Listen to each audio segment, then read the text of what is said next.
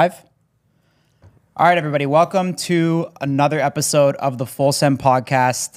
This is actually our very first live episode we've ever done.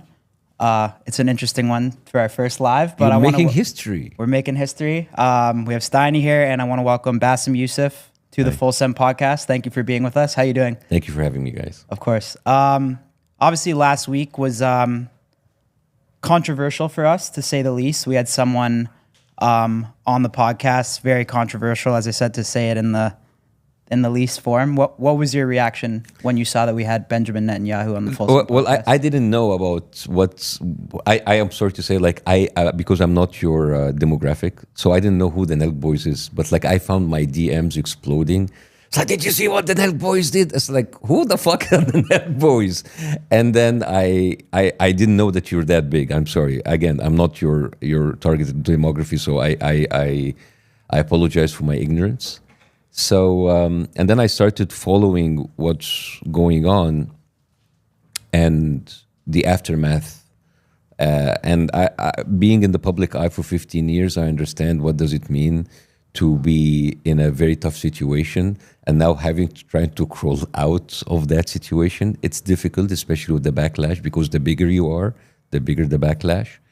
And let's be honest, there's a lot of people, when they knew that I'm on the podcast, like, yeah, go there, do them, have them. And I said, there's nothing to gain from just canceling people without knowing what went wrong.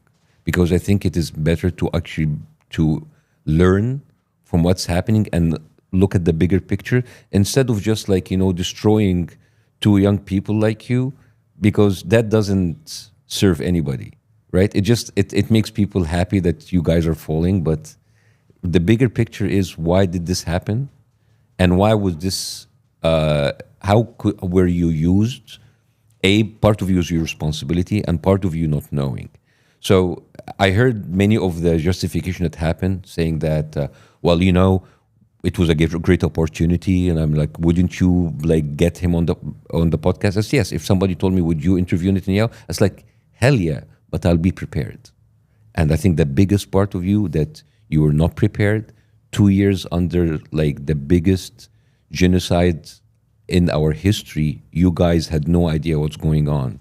If somebody told me, hey, you're going to be tomorrow on the starting five of the Lakers in the NBA, I was like, that's a great opportunity, but I'm not prepared. I'm not going to make a fool out of myself. Mm-hmm. So it's not about you platforming someone or someone giving a chance for free speech. You were used, right? And it didn't start with the podcast.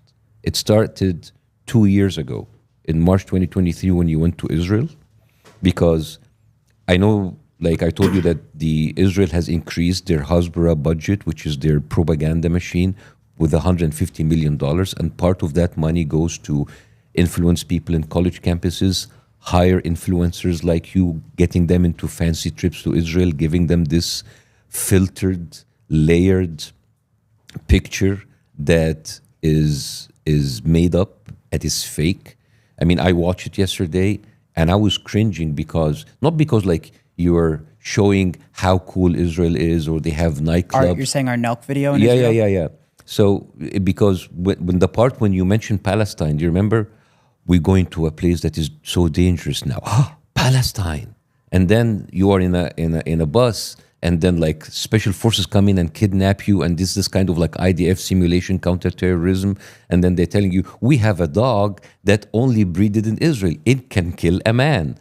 And you understand that the kind of psychopathic behavior of a country that tells you part of its tourist attraction, that we're killing terrorists and we're breeding dogs to kill human beings. And by the way, I don't know, part of the anger is just last year there was a kid with autism and Down syndrome that was killed by one of these dogs.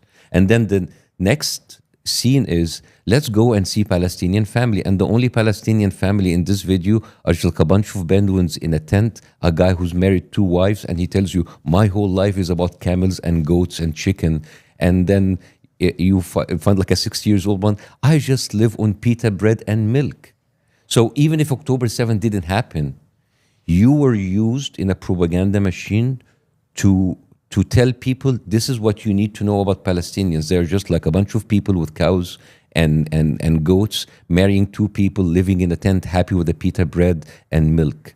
So you were recruited in March 2023, and you were activated in July 2025, right?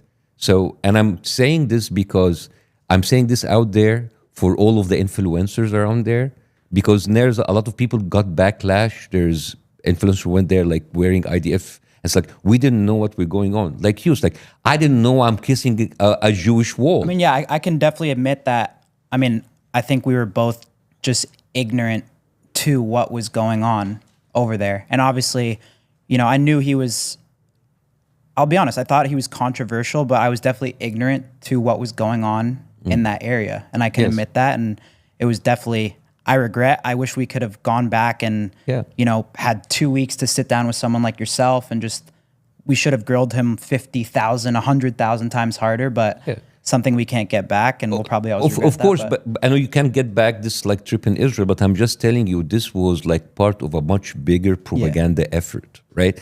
And a country that spends $150 million on its image, they are covering something. They when they spread all of these propaganda, it's like, we're not starving people in Gaza. You understand that this conversation has been happening for 2 years. First of all, I'm not absolving you from your trip. You guys are not little kids. You are fucking 30 years old, right? People in your age have families, and they have a career, and you need to stop. I'm just saying this because you're my little brothers, but you're not little, right? You need to stop infantilizing yourself. It's like, we're just stupid people doing stupid stuff. You're 30 years old, and you need to be aware of what's happening in the world, and that your reach and your platforms mean something, and it affects people. And I think the biggest reason why people were so upset for you, not because you brought someone and you didn't contest him, that it is the talking point that he used is the same talking points that have been used for 2 years to kill thousands of people, right? So, I mean, and part of the reason why people were so angry is that, forget even if you don't know anything about the conflict, there was like a total lack of critical thinking. I mean, you guys asked him the one good question when you told them in October 7th, how could this be allowed to happen?